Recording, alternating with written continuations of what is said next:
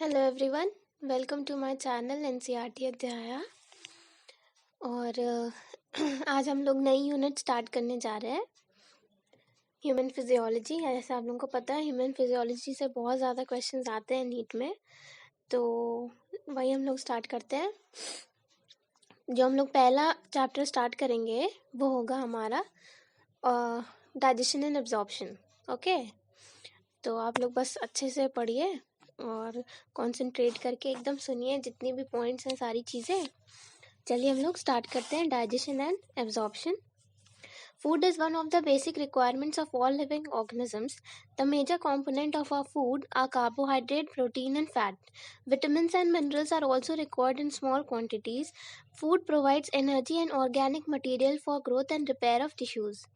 The water we take in plays an important role in the metabolic process and also prevents dehydration of the body. Biomacromolecules in food cannot be utilized by our body in their natural form. They have to be broken down and converted into simple substances in the digestive system. This process of conversion of complex food substance to simple absorbable form is called digestion and is carried out by our digestive system by mechanical and biochemical methods.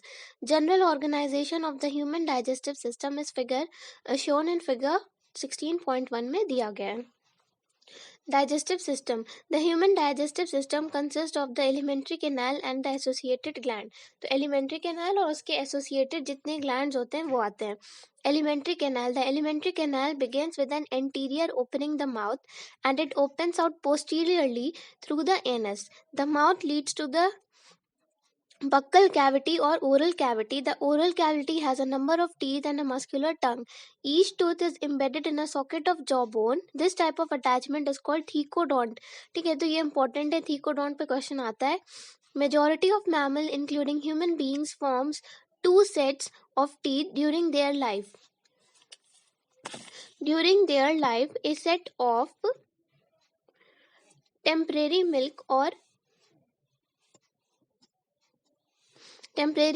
or deciduous teeth replaced by a set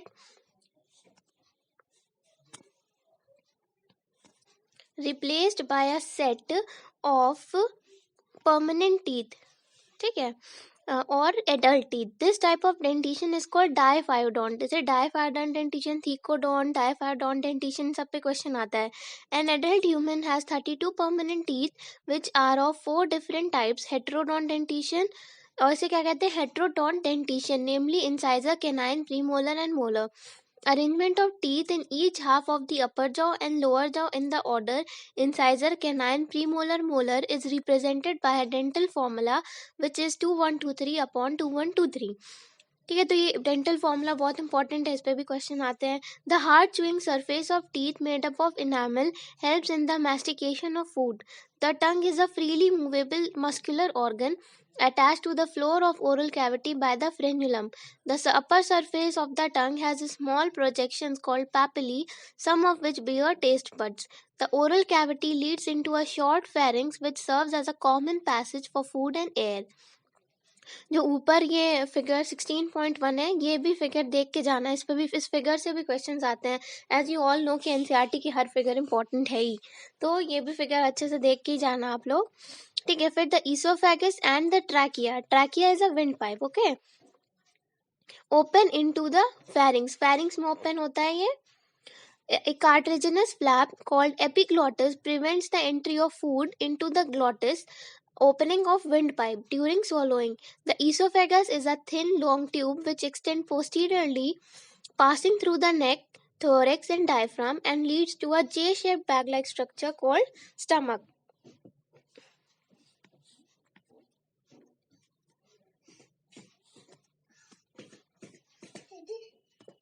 A cartilaginous flap, ठीक है, जिसे क्या कहते हैं? Epiglottis कहते हैं. Prevent the entry of food into the glottis, opening of a wind pipe during swallowing. The esophagus is a thin, long tube which extends posteriorly, passing through the neck, thorax, and diaphragm, and leads to a J-shaped bag-like structure called stomach. A muscular sphincter, क्या? Gastroesophageal sphincter regulate the opening of esophagus into the stomach. The stomach, located in the upper left portion of the abdominal cavity, has 3 major parts. 3 part होते हैं, cardiac, fundic और pyloric. ठीक है. Cardiac क्या होता है? Portion which the oesophagus opens, cardiac region, and a pyloric portion which opens into a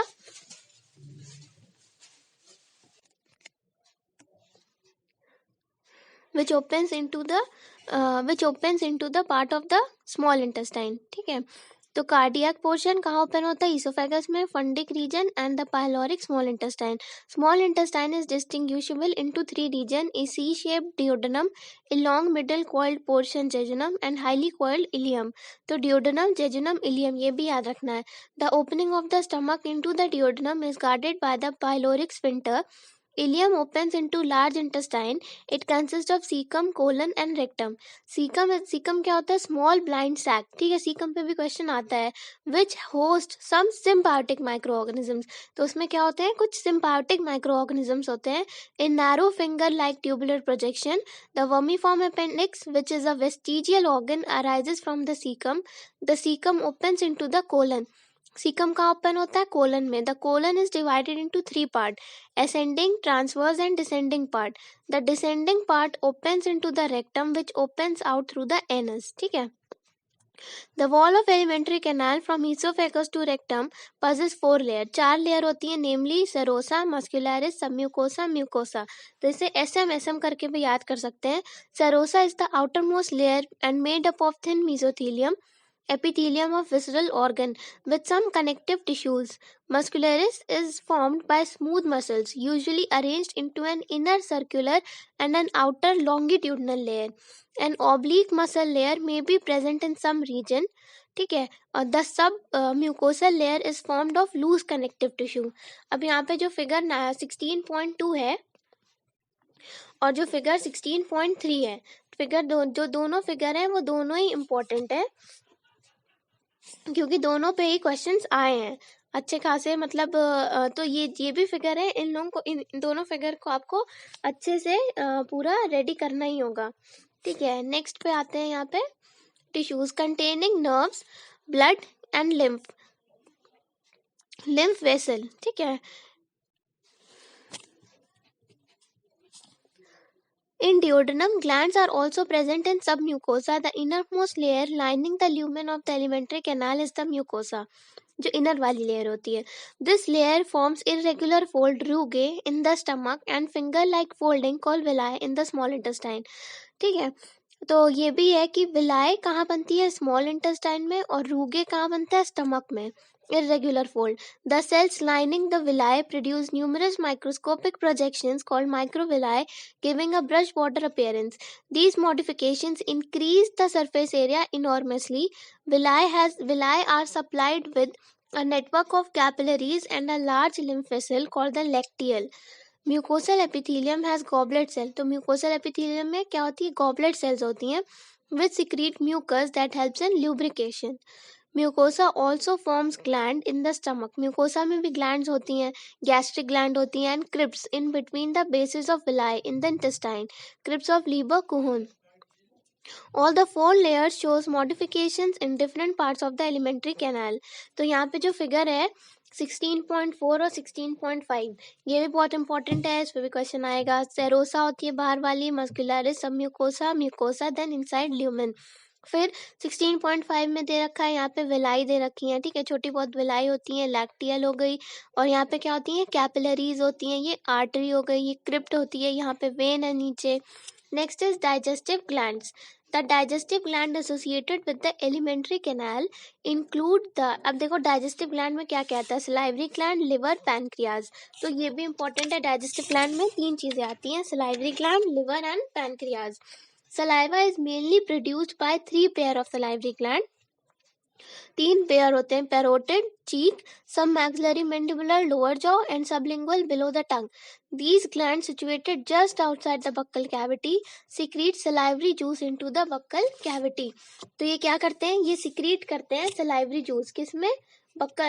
salivary juice secrete करते हैं into the buccal cavity. लेकिन ये कैसे होते हैं? ग्लैंड सिचुएटेड आउटसाइड, बाहर होते हैं, लेकिन इनका जो जूस होता है वो कहाँ आता है, अंदर आता है, बक्कल कैविटी के अंदर इनका सिक्रीशन होता है। ठीक है, अब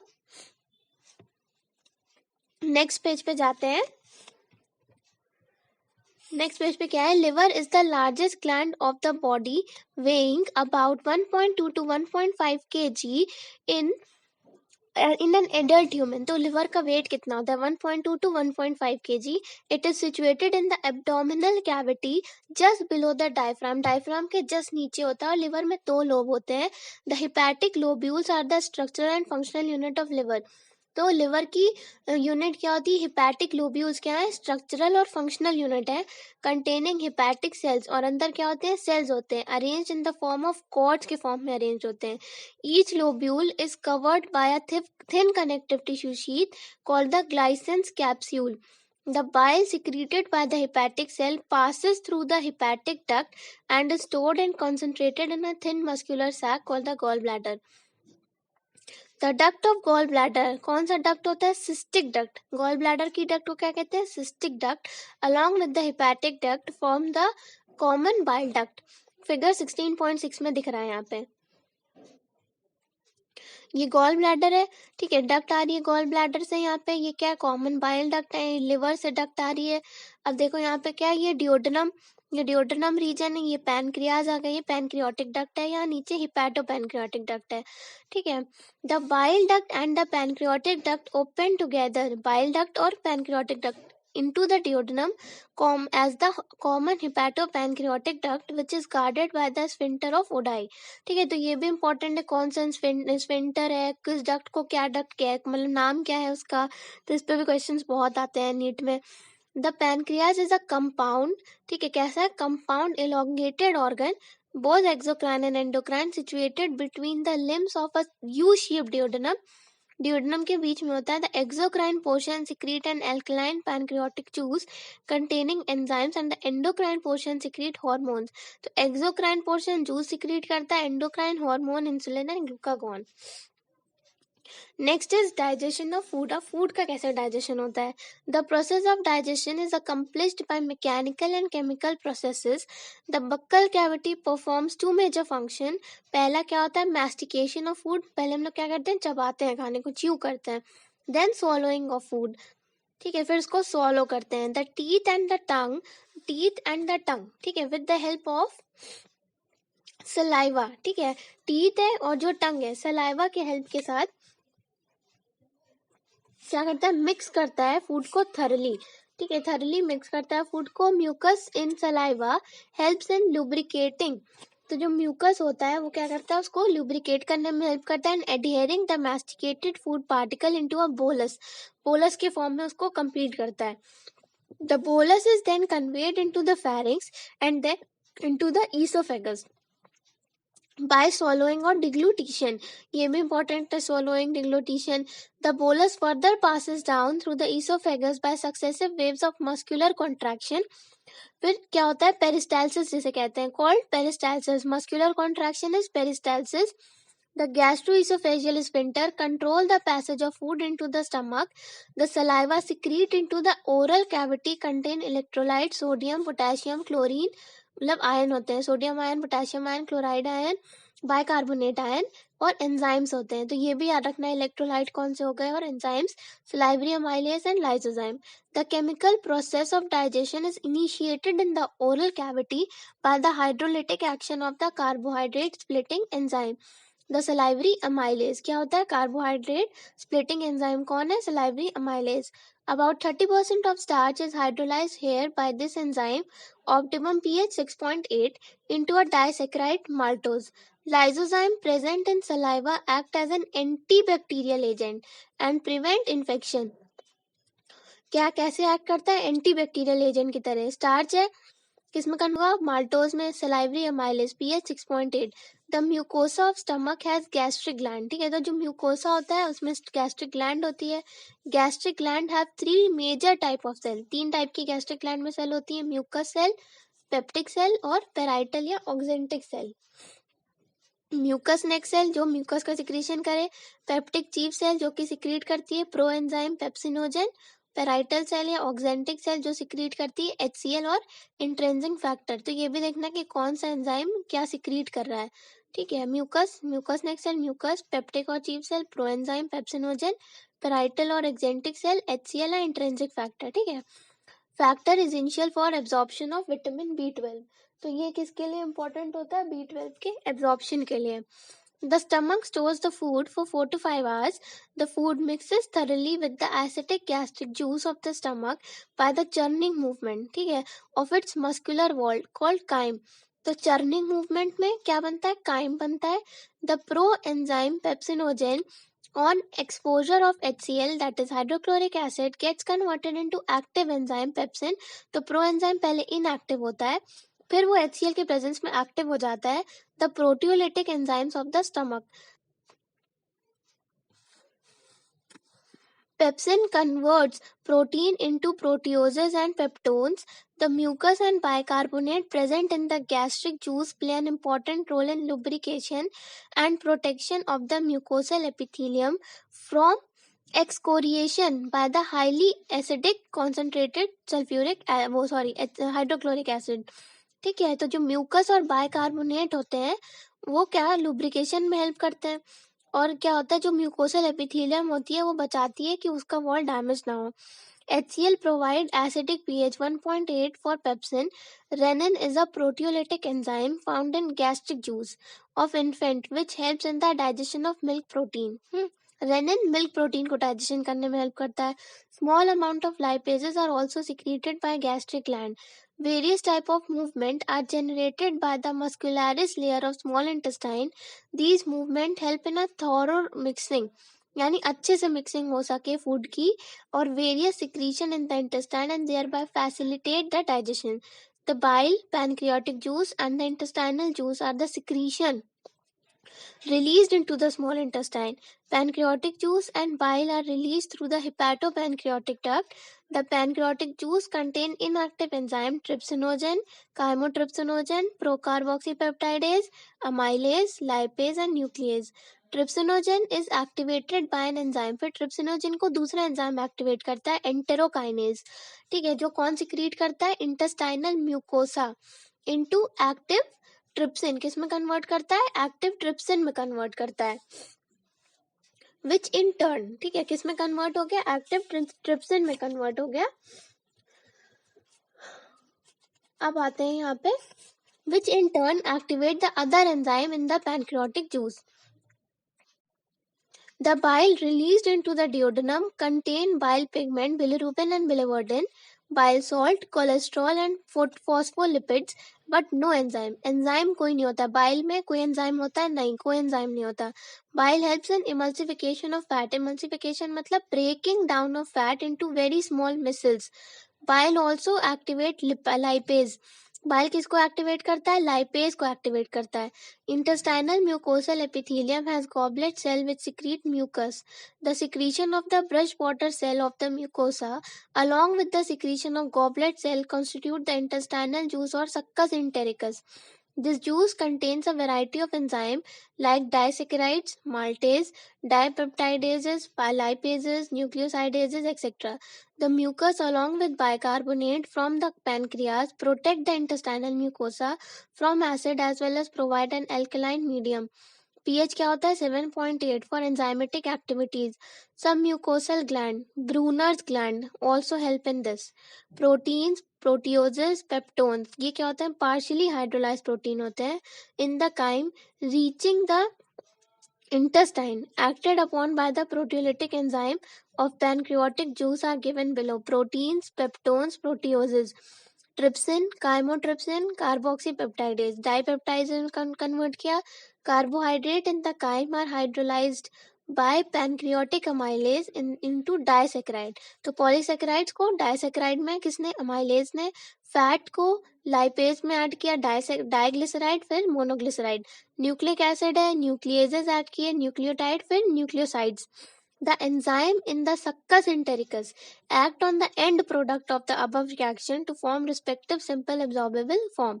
These final steps of digestion occur very close to the mucosal epithelial cells of the intestine. तो ये जितने भी जो भी चीज़ें दी गई हैं ये चीज़ें काफ़ी इंपॉर्टेंट है, क्योंकि इन सब पे क्वेश्चंस आते ही आते हैं। ठीक है, कैसे डाइजेशन हुआ है, कैसे क्या हुआ है, तो ये सब पे पूरे पे सब में क्वेश्चन आएगा, कैसे एक्ट कर रहा था। नेक्स्ट यहाँ पे लिखा है और स्टेप्स लिखे हैं। डाइपेप्टाइड है, पेप्टाइडेजेस एक्ट किए, अमीनो एसिड। माल्टोज है, माल्टेज एक्ट किया, ग्लूकोज और ग्लूकोज बन गया। यूनिट होती है ना ग्लूकोज, आपने बायोमोलिक्यूल्स में पढ़ा होगा। लैक्टोज है, लैक्टेज एक्ट किया, ग्लूकोज गैलेक्टोज। सुक्रोज किस में टूटता है, सुक्रेज एक्ट किया, ग्लूकोज और फ्रक्टोज में। न्यूक्लियोटाइड्स है, न्यूक्लियोटाइडेज एक्ट करेगा, न्यूक्लियोसाइड। फिर nucleosidases sugar plus base. Di and monoglyceride lipase act किया, fatty acid plus glycerol. The breakdown of biomacromolecules mentioned above occurs in the duodenum region of the small intestine. The simple substances thus formed are absorbed in the jejunum and ileum region of the small intestine. ठीक है, the undigested and unabsorbed substances are passed on to the large intestine. जो absorb नहीं हुआ वो large में चला गया। No significant digestive activity occurs in large intestine. The function of large intestine are first absorption of some water, mineral and certain drugs. ठीक है, इन सबका एब्जॉर्प्शन हो गया। Next secretion of mucus which helps in adhering the waste, waste को adhere करना undigested particles को, and lubricating it for an easy passage. The undigested and absorbed substance called feces enter into the cecum of the large intestine through ileocecal valve, which prevent the backflow of fecal matter. Backflow को क्या करता है, prevent करता है। तो valve अगर कहीं भी है तो वो क्या करेगा, backflow को हमेशा प्रिवेंट करता है। It is temporarily stored in the rectum till defecation. ठीक है, the activities of the GIT that is gastrointestinal tract are under neural and hormonal control. दो कंट्रोल होते हैं, न्यूरल और हार्मोनल, सब में पढ़ेंगे हम लोग, दो कंट्रोल होते ही हैं। For proper coordination of different part, the site, smell and or the presence of food in the oral cavity can stimulate the secretion of saliva, as we all know। ठीक है, मुंह में पानी आ जाता है खाना देखते ही। Gastric and intestinal secretion are also similarly stimulated by neural signals. The muscular activity of different part of the alimentary canal can also be moderated by neural mechanism, both local and through CNS. Hormonal control of the secretion of digestive juices is carried out by local hormones produced by the gastric and intestinal mucosa। ठीक है, तो ये जितने भी enzymes हैं इनके function है, ये बहुत इंपॉर्टेंट है। और ये चैप्टर छोटा है तो मेरे हिसाब से हम लोग को एक ही वीडियो में इसको खत्म कर देना चाहिए। आप लोग अच्छे से पढ़िए बस। नेक्स्ट टॉपिक है absorption of digested products. Absorption is the process by which the end product of digestion pass through the intestinal mucosa into the blood or lymph. It is carried out by passive, active or facilitated transport mechanism. Small amount of monosaccharide like glucose, amino acid, and some electrolytes like chloride ion and are generally absorbed by simple diffusion. The passage of these substances into the blood depend upon the concentration gradient.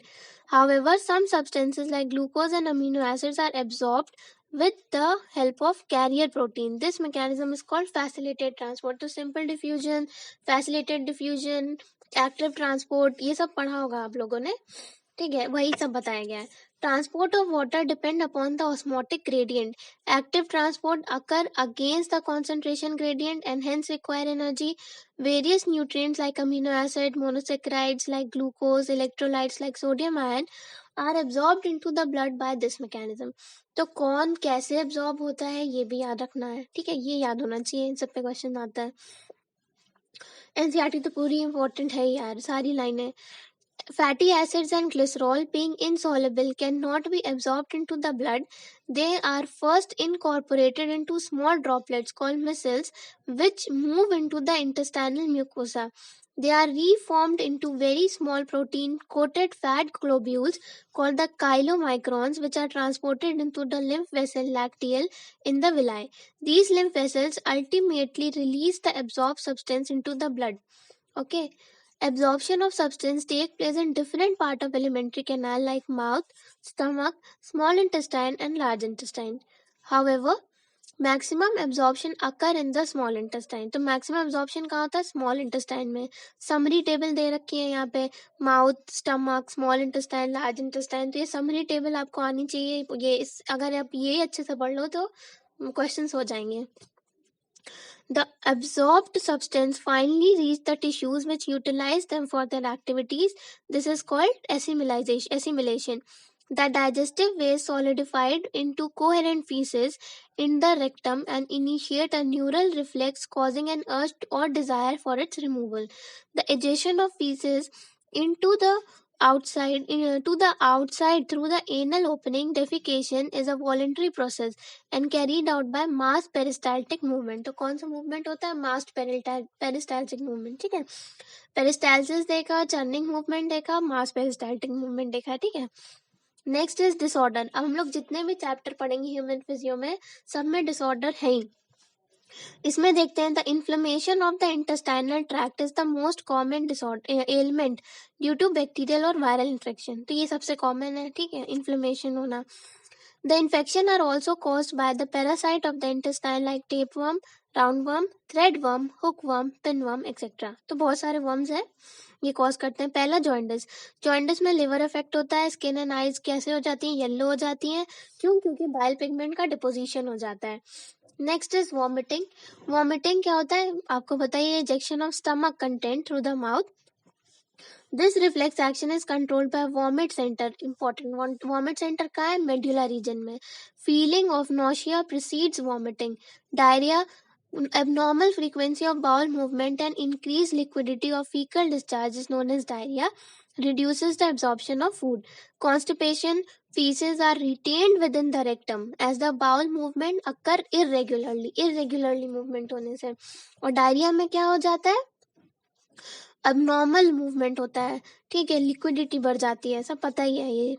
ठीक है, फिर यहाँ पे आता है indigestion. ठीक है, in this condition the food is not properly digested. The food is not properly digested, leading to a feeling of fullness. The cause of indigestion are inadequate enzyme secretion, anxiety, food poisoning, overeating, and spicy food. ठीक है, PEM.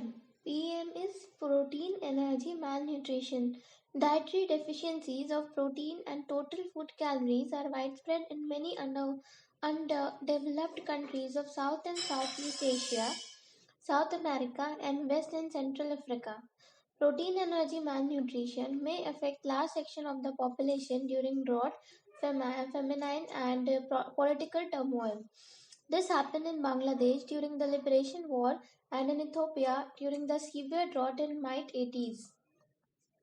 PEM affect infants and children to produce marasmus and kwashiorkor. तो marasmus and kwashiorkor बहुत important है. Marasmus is produced by the simultaneous deficiency of protein and calories. तो marasmus protein और calories दोनों की deficiency से होता है.